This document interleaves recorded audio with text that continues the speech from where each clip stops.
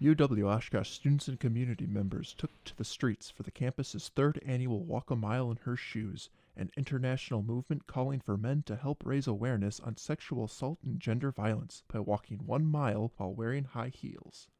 Sexual assault has been a constant problem all around U.S. colleges and universities. 1 in 5 women on campus nationwide are going to be sexually assaulted, and there's no reason for that. That doesn't have to be. And so events like this, conversations like this, are our attempt to make those numbers into a big zero, because there's no reason as to why this has to happen to anyone, and 1 is too many. Before the march began, many of the male participants needed to adjust to their new footwear. With a wide variety of heels, there was a pair for just about anyone. At the same time, multiple campus organizations and law enforcement joined in the event to help spread awareness.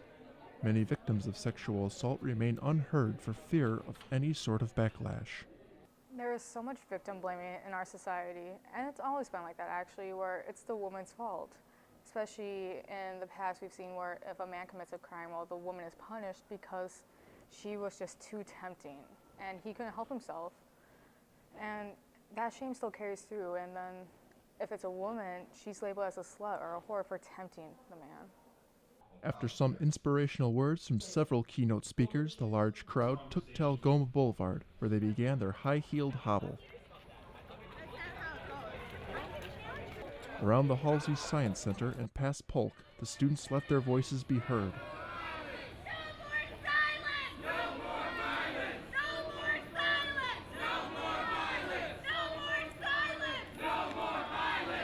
And even though they crossed their own finish line back at Reeve, the race to rid the world of gender violence and sexual assault has just begun.